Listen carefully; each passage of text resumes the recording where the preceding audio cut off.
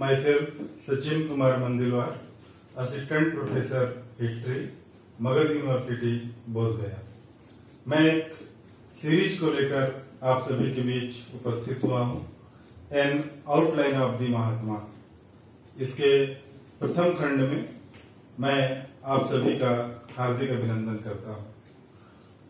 महात्मा गांधी एक राजनीतिज्ञ, मनुष्यों के नेता और नैतिक सुधारक के रूप में तो महान है ही, वे एक मनुष्य के रूप में उससे भी अधिक महान है, क्योंकि ये सभी पक्ष उनके महानता को सीमित नहीं करते। भारतीय राष्ट्रीय आंदोलन के अंतिम दिनों में महात्मा गांधी लाठी टेक कर चला करते थे, और इनके बारे में कहा जाता है कि लाठी टेक कर चलने वाले इस व्यक्ति ने एक ऐसे साम्राज्य को ध्वस्त किया जिसका सूरज कभी अस्त नहीं होता था। महात्मा गांधी हमारे देश के राष्ट्रपिता हैं, और मेरा ऐसा मानना है कि भारत का हर नागरिक इनके आरंभिक जीवन से परिचित होगा। फिर भी हम यहाँ पर बताना चाहते हैं कि उनका जन्म 2 अक्टूबर सन 1869 ईस्वी को गुजरात के पोरबंदर नामक स्थान पर हुआ था, और इस महान सपूत को जिस दंपत्ति ने जन्म दिया था उनका नाम करमचंद गांधी और पुतलीबाई था। आरंभिक शिक्षा पोरबंदर में हुई, राजकोट में हुई, भावनगर में हुई, और इस दरमियान उनका 1883 में विवाह गोकुलदास मकंद जी की पुत्री कस्तूरबाई मकंद जी से हुआ, जिसको उन्होंने कस्तूरबा का नाम दिया। 1883 में यह विवाह हुआ था।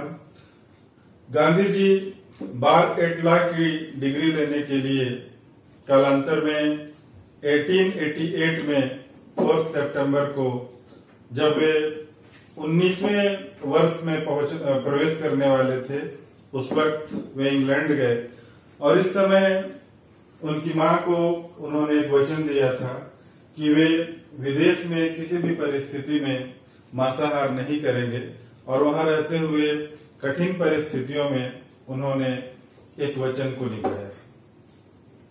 1891 में वे इंग्लैंड से भारत लौटे, और भारत आकर बंबई में उन्होंने वकालत का पेशा अपनाया, उसे शुरू किया। लेकिन आरंभिक दिनों में उन्हें बड़ी कठिनाई हुई, और इसी दरमियान 1893 में महात्मा गांधी सेठ अब्दुल्ला एंड कंपनी के एक पैरवी के सिलसिले में दक्षिण अफ्रीका के लिए रवाना हुए। जब महात्मा गांधी दक्षिण अफ्रीका के लिए रवाना हुए, उस समय उनकी अवस्था महज 24 वर्ष की थी। दक्षिण अफ्रीका अफ्रीका महाद्वीप का एक देश है, और आज के समय में तकरीबन 53 देश दक्षिण अफ्रीका में, और अफ्रीका में जो साउथ अफ्रीका का क्षेत्र था, वहां पर भारतीयों के परिप्रेक्ष्य में जब हम दृष्टिपात करते हैं तो पाते हैं कि भारतीयों का पहला जत्था दक्षिण अफ्रीका में सन 1860 में गया था, एक इकरारनामे के तहत गन्ने की खेती करने के लिए। मजदूर वर्ग वहां गया था। फिर उनके पीछे पीछे व्यापारी पहुंचे थे, जिनमें अधिकांश मेमन मुसलमान थे।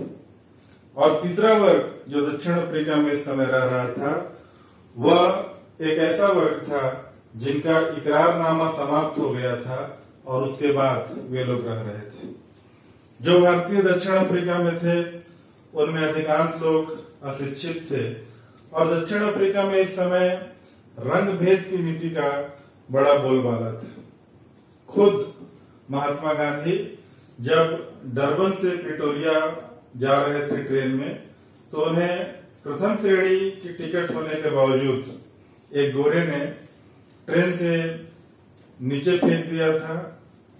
अपनी आत्मकथा माई एक्सपेरिमेंट विद ट्रूथ में महात्मा गांधी ने लिखा है कि मुझे मैरिस पीटर्सबर्ग रेलवे स्टेशन में रात बितानी पड़ी थी, और वो ठंड की रात थी। ठिठुरते हुए उन्होंने रात बिताई थी और कहा जाता है कि यह महात्मा गांधी के जीवन का एक टर्निंग पॉइंट था। उसी दिन उन्होंने यह संकल्प लिया था कि वे दक्षिण अफ्रीका से इस रंग भेद की नीति को समाप्त करके रहेंगे और कालांतर में उन्होंने ऐसा किया भी। मोटर गाड़ी से जब वे जोहान्सबर्ग गए तो उन्हें वहां उतार दिया गया। जब होटल में वो कमरा लेने गए उन्हें कमरा नहीं दिया गया और जोहान्सबर्ग से प्रिटोरिया जाने के लिए जब उन्होंने प्रथम श्रेणी की टिकट मांगी तो टिकट देने वाले ने टिकट देने से इनकार किया, लेकिन बाद में महात्मा गांधी की जिद के कारण अंततः उन्होंने टिकट प्राप्त किया और वे प्रिटोरिया पहुंचे।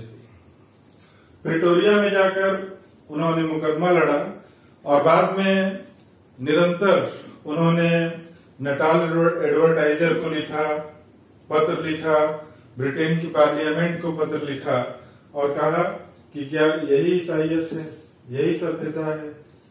इस तरह वे निरंतर अपना विरोध दर्ज कराते रहे, क्योंकि दक्षिण अफ्रीका में महात्मा गांधी एक ऐसे भारतीय थे जो अंग्रेजों से उनकी ही भाषा में बात कर सकते थे। महात्मा गांधी ने दक्षिण अफ्रीका में रहते हुए रंग भेद की नीति के विरुद्ध एक सत्याग्रह किया। ट्रेन के प्रथम श्रेणी में भारतीयों को जाने की आजादी नहीं थी, उसके लिए उन्होंने प्रयास किया। होटल में उन्हें कमरा नहीं मिलता था, उसके लिए उन्होंने प्रयास किया और एक लंबा संघर्ष उन्होंने दक्षिण अफ्रीका में रहते हुए किया था।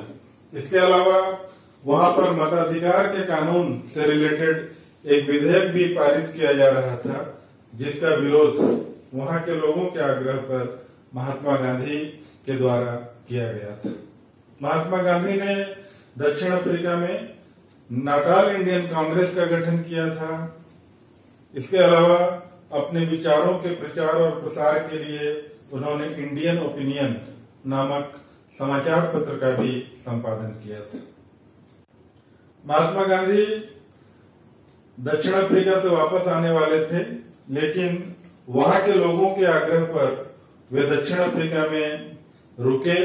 वहां के लोगों को उन्होंने अपना नेतृत्व प्रदान किया और कहा जाता है कि सत्याग्रह की शुरुआत महात्मा गांधी ने दक्षिण अफ्रीका से ही शुरू की थी।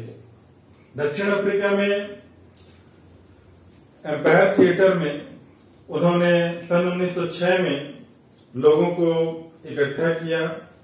रजिस्ट्रेशन कानून के विरोध में, पंजीकरण कानून के विरोध में, और उन्होंने जब प्रोटेस्ट किया इस कानून का तो इस समय कई गिरफ्तारियां भी हुई।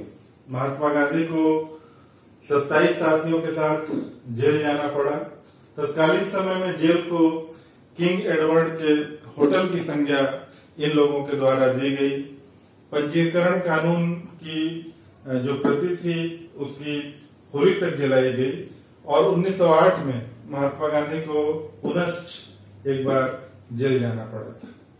दक्षिण अफ्रीका में जो महात्मा गांधी ने भारतीयों के लिए संघर्ष किया उसका एक लंबा इतिहास है और इस सत्याग्रह आंदोलन में भारत की ओर से अनेक लोगों ने महात्मा गांधी को आर्थिक रूप से मदद भी प्रदान की थी, जिसमें कहा जाता है कि उद्योगपति रतन टाटा ने 25,000 रुपए, कांग्रेस पार्टी, मुस्लिम लीग, हैदराबाद के निजाम, इन लोगों ने मदद प्रदान की थी।